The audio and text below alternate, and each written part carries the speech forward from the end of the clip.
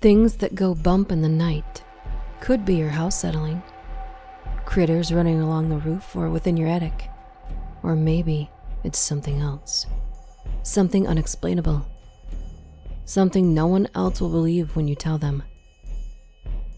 Here are 9 stories of people who share their encounters of this very nature. Enjoy.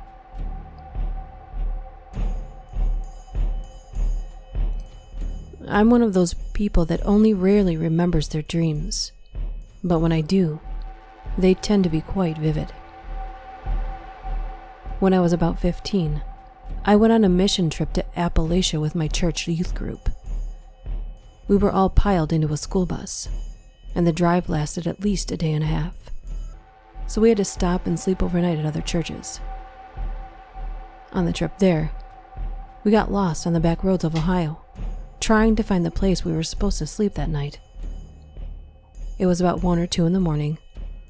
We were really lost, and looking out the window, I must have drifted off, except the transition was so seamless, I don't remember actually falling asleep, because one moment I was just looking out the window at the dark countryside, and the next, there were all these pale, flickering people walking through the trees on either side of the road just watching us. They were all white and seemed almost luminous as they came closer to the road. I looked around, and everyone else on the bus was asleep, except the driver. The driver was this kind of stoic, old-school Renfest goth guy named Christopher, not Chris. And he and I got each other pretty well, so I'd been sitting up front to shoot the shit with him. I remember turning around to ask him what was up with the people on the side of the road, but he was just staring straight ahead. He didn't seem freaked out or anything, but before I could actually say anything, he said, in a very calm voice, "Don't say anything. Don't look at them. You need to be asleep." I didn't think the people from the road wanted to hurt me. If anything, I just felt sad for them. They all looked so lost, and their clothes were all in tatters. Some of them looked like they'd been burned. Some of them were kids. But I believed Christopher when he told me it was better not to look at them.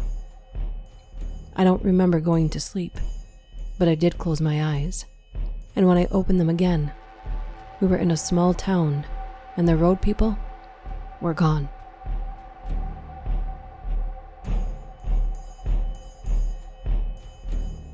When I was 17, I had just gotten my license and went driving around with some friends, as you do. Loud music, good times, random pit stops for no reason. The usual. We decided that a drive through the back bush area to a rural area of Australia was a good idea at 10 p.m. Off we drove down the one road that would lead us through the bush in the darkness. There were no lights along this road. Only my high beams lit the way. As we were driving, we came across this elderly man in a cream suit with a bunch of slightly wilted flowers, with his thumb out. He seemed harmless by all means, and we decided we would pick him up. It was no place for anyone to walk. He was a really nice guy, well-kept, trim beard. His eyes were incredibly bright as well, piercing blue. He said he was out this way because he was visiting the site of where his loved ones died. Apparently, he didn't drive anymore after the accident that killed them. We were a little unsettled, but in the end, we thought nothing of it. He was good-natured and polite to boot. We came up around a corner, and he asked if he could please be dropped off there. We did so, assuming that the site was nearby. He got out of the car, we shook hands with him, wished him well, and sent our sympathy to his loved ones. He replied with, "Have no sympathy for the dead. They are free. May God bless you all, children." Then he turned and walked straight into the dense bush, and I shit you not, disappeared within 6 steps, like the darkness just swallowed the vision of him. It's been a few years now, and there has been no news of any missing people in that area. My friends and I don't know whether it was a dream hallucination, or something else. We've gone past that area a few times now. Once, walking out into the area he went. And we found nothing.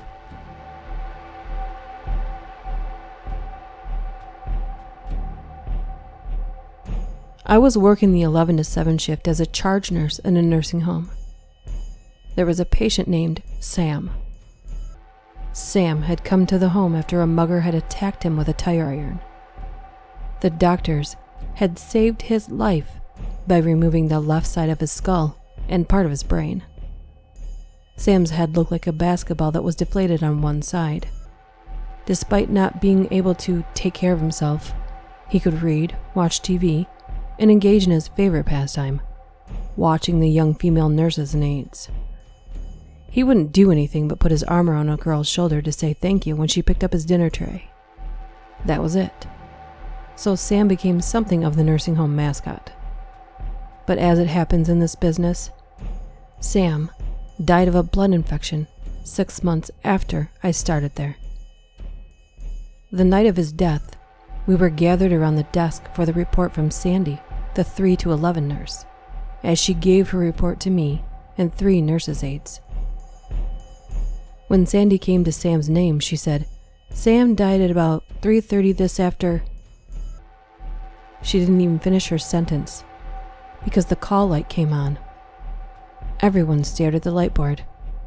The call was coming from room 30, Sam's room. The call was coming from Sam's empty, locked room. It had been locked ever since his relatives had taken his belongings away. We all went down the hall to see what this was about. We thought that another patient had probably gotten into the room and put the call bell on. His room was open, lights were on, call bell was pushed in. Only one problem. No patient was up.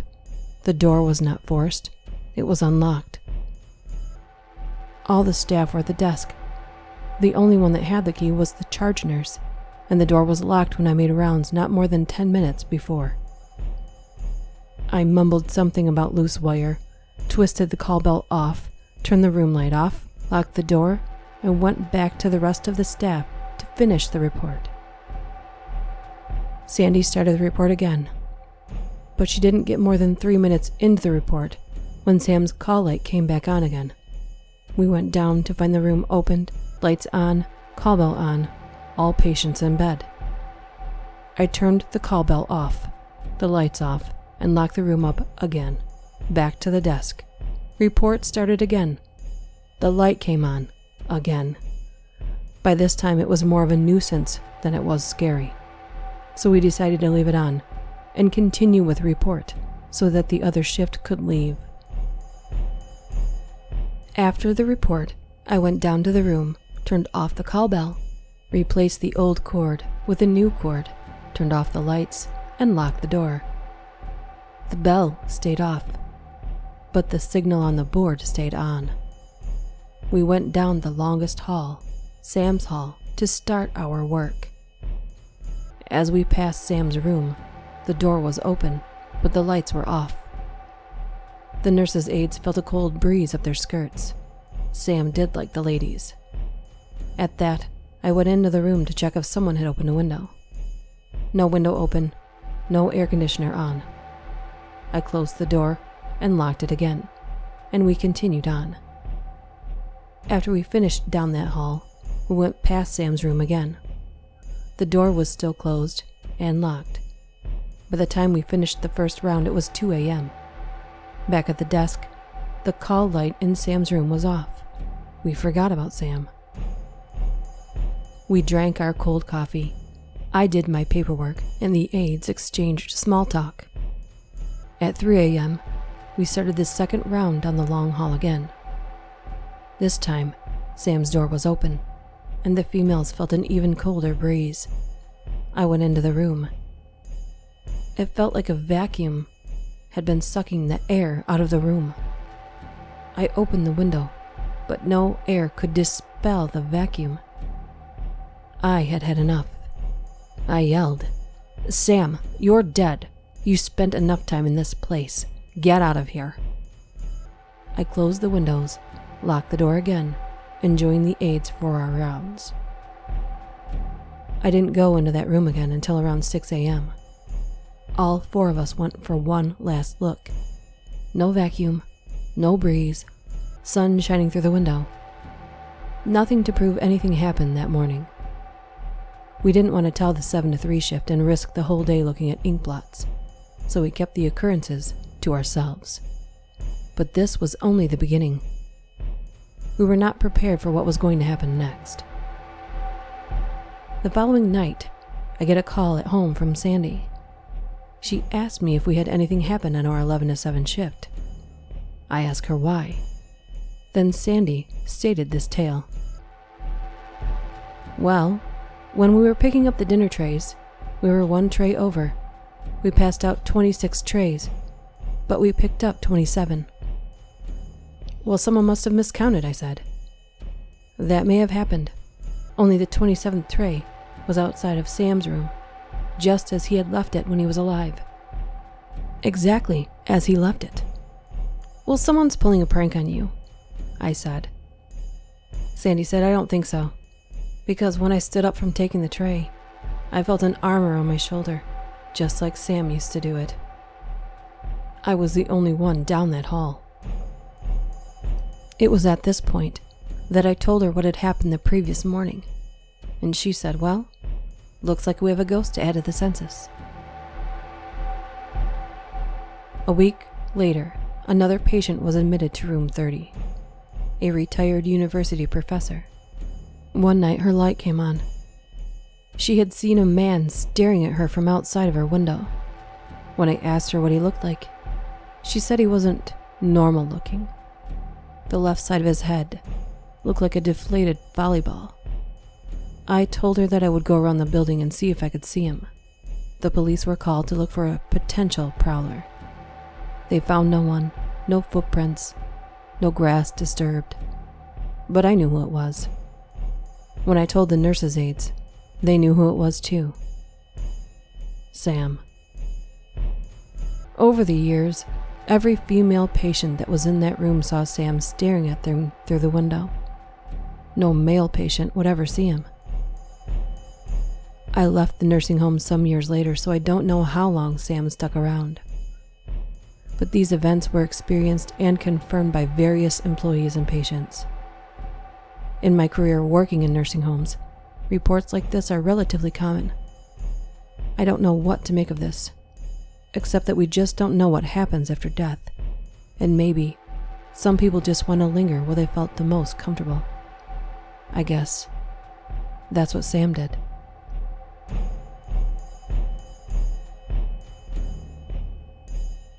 I used to work at a movie theater. It was a crappy, cheap movie theater that got all the movies after they were done at the bigger, nicer theaters. We always joked about a ghost that haunted the place. We would always hear whistling. You could whistle part of a song, and you would hear someone else whistle the rest. I shit you not.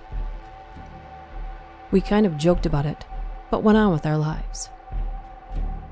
One day, I was up in the projection area and heard someone say my name. I yelled back, "What?"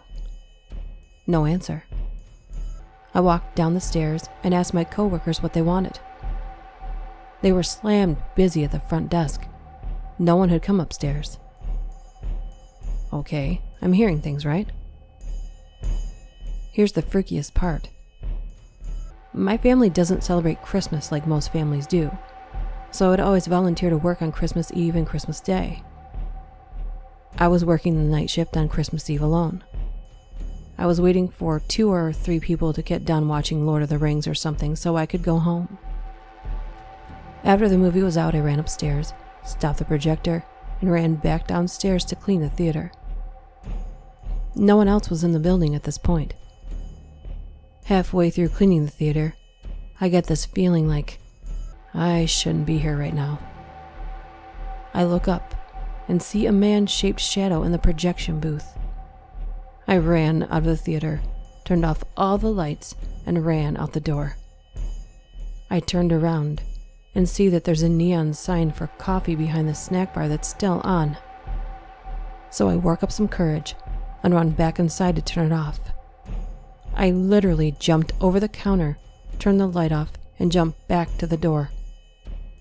By the time I'm out the door, I turn back around to see the light flickering back on. Oh, what the fuck? I run back in and turn it off again. I turn to my right and see a flash of light coming from the middle of the dark lobby. I turned, ran, and never looked back.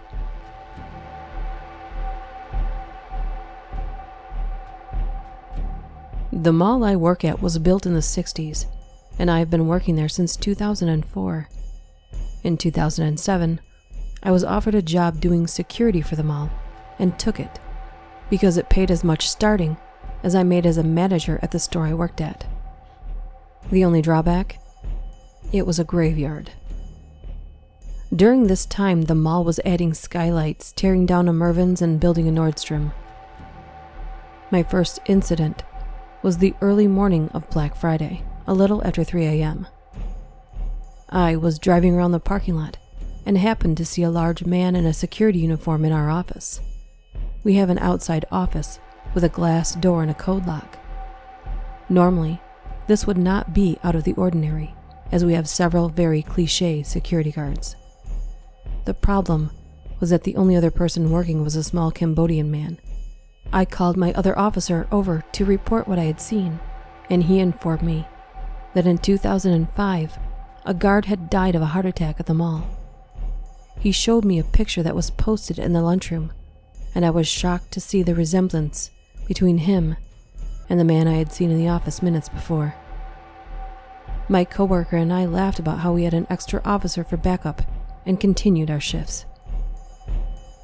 A few months later, I was delivering something to the mall office when I heard an old man say behind me, "Excuse me, miss?" I turned around and said, "Yeah, what's up?" to find no one there. Now, mind you, I was in a locked back hallway, and I ran up and down that hallway, searching for the source of this voice, and found nothing to explain it.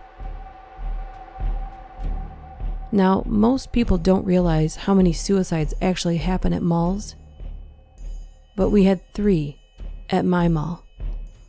1 I found. There used to be a police substation on one of the porches. One day, for whatever reason, an African-American man shot himself in the head right next to the substation.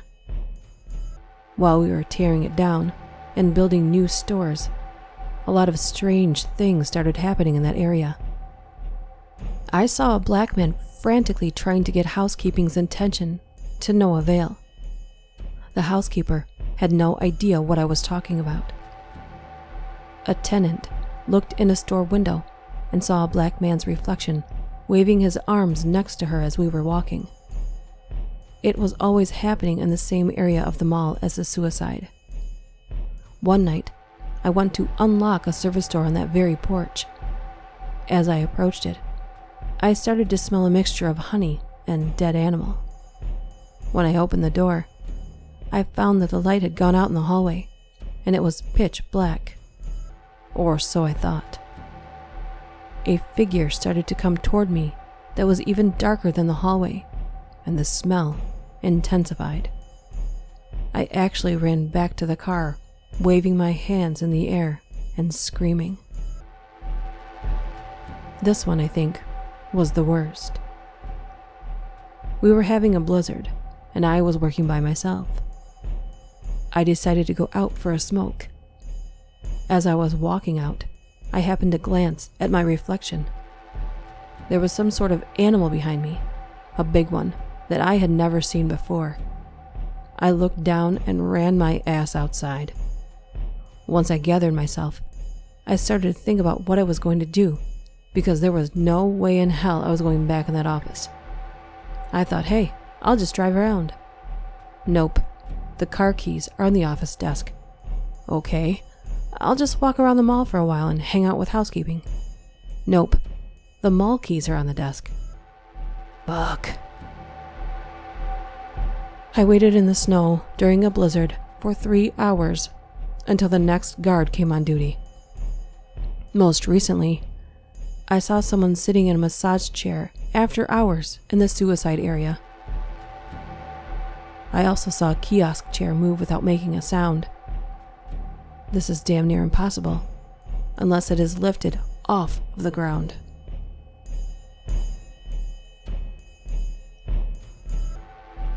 In my childhood home, there was a bathroom in the hallway. If you looked in the mirror while washing your hands, you could see down the hallway toward the front door. At night, I would often see a tall, bald man in a gray suit standing there out of the corner of my eye, but he would disappear if I looked directly at him or turned around. We moved out of the house, but years later I told my mother about it. Surprised and a little scared, she said she saw the same thing for years. It was a little creepy, but I thought since we both saw the same thing out of the mirror in the same spot, it was probably a trick of the light. Oddly enough, in a separate conversation with my little brother, he mentioned seeing a man in that hallway all the time. I chuckled and said, "Out of the corner of your eye in the downstairs bathroom mirror?" He said, "No. I would see him at the opposite end of the same hallway, but when looking down from upstairs." "What did he look like?" "He was tall and always wore a gray suit." What's weird is that for years, we were all seeing the same man in the same hallway, but just kept it to ourselves. Not until a half of a decade later, after we had moved out of the house, did we realize we had all been experiencing the same thing.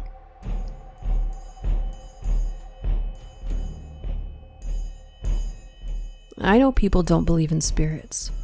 I myself never did until I lived in this one house. It was a newer home too, so it was odd to me. Perhaps it was just energy left over from a long time ago. I don't know. But my entire family saw things. It first started out with noises.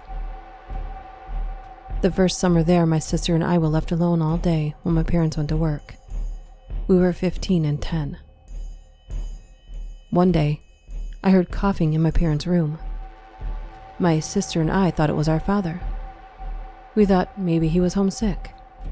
So all day we kept hearing coughing, and finally, after about 5 hours, I decided to peek in and ask Dad if he needed some medicine. There was no one there. We went in to check the master bathroom. No one was in there either. A few days later, we heard the back shower open.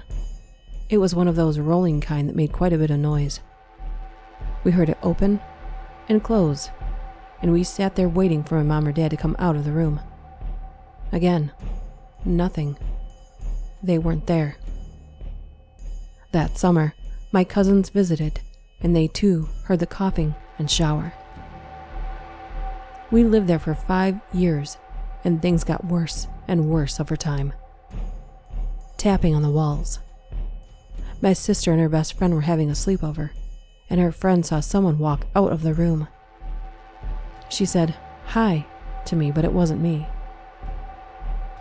My cousin saw someone walk out of the bathroom into my sister's room. She thought it was me, but I was out in front at the time. My aunt stayed over on a New Year's Eve once. She bitched at me and my sister for walking all over her airbed and waking her up. But we didn't do it. My mother was walking down the hallway in the early morning. She thought my dad was behind her and asked if he wanted a full or half pot of coffee.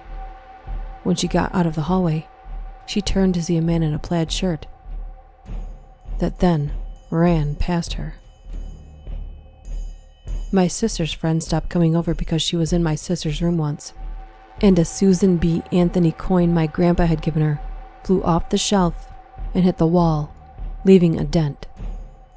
My sister was walking out of the door at the time and thought her friend had thrown it. She had been on the top bunk sitting down. Her friend got up and called her mom to leave right away and never came back over. My best friend stayed over once for a week, and she stayed in my room with her evil cat that hated me. I slept on the bottom bunk of my sister's bed. My friend asked why I kept coming in the room to bug the cat, why I kept knocking on the walls, and why I would lay on the bed only to get up and leave. I did none of this. That cat hated me and would attack me. She said the cat would flip out and hiss and meow like I was in the room. One time, I got up to pee in the middle of the night in our bathroom, and the way the mirror was, if you looked over your right shoulder while on the toilet, you could see into the kitchen. I always did this when I left the door open. It was 3 a.m., so the door was left open, and I looked in the mirror. I saw a man standing in the kitchen by the fridge. At first, I thought it was my dad. Then he turned like he knew I was looking. And there were no eyes, just dark patches. And he opened his mouth perhaps to say something. I don't know. But I stopped mid-pee and ran back into my room, all the while keeping an eye on the guy. I never went pee at night again. I was so happy when we moved. I have no clue what all that was about, but so many people witnessed and saw things that I know. It wasn't just my imagination.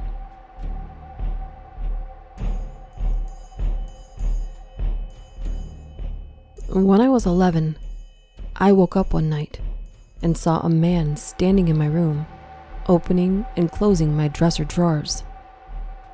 He was tall, pale, and shiny, but not translucent or ghostly or anything. I couldn't move at all, but I pissed myself instantly. I shut my eyes as tight as I could, but when I opened them, he was still there, opening and closing drawers.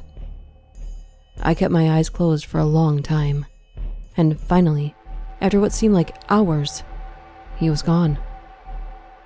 The next morning, a lot of my shirts and pants were tied in knots.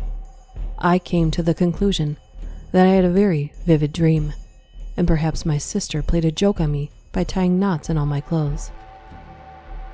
Flash forward 15 years. We had long since moved out of that house, and no one had lived there since. I stopped by one day with my mom and 2 aunts who had lived in the same house when we were kids. When we walked into my bedroom, my mom and my older aunt started teasing my younger aunt about the silver man she saw one time. My jaw hit the fucking floor.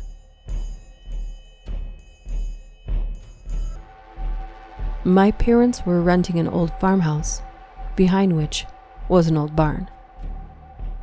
It had the big double doors which led into the main barn area, but it also had doors in the exterior of the barn, which led into small rooms, most of which stored old lumber, hay, etc.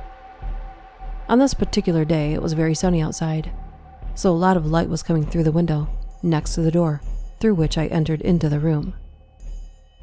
There was a pile of hay in the far corner. The room couldn't have been more than 12 by 12.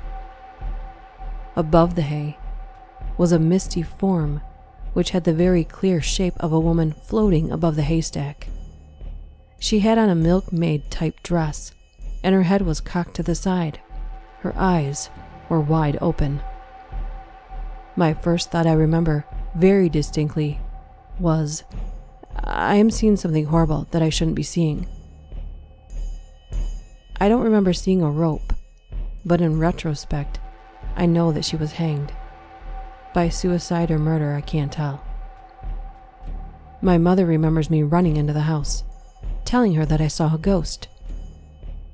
The funny thing is that I didn't think it was a ghost until about halfway to the house. I have thought about going back to that house many times throughout the years, but my mother can't even remember the name of the road we lived on. I remember my grandmother telling my mother that the house had had a terrible fire some years after we moved.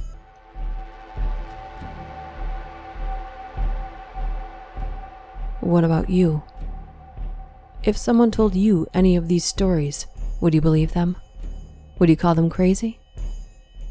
And what if these things happened to you?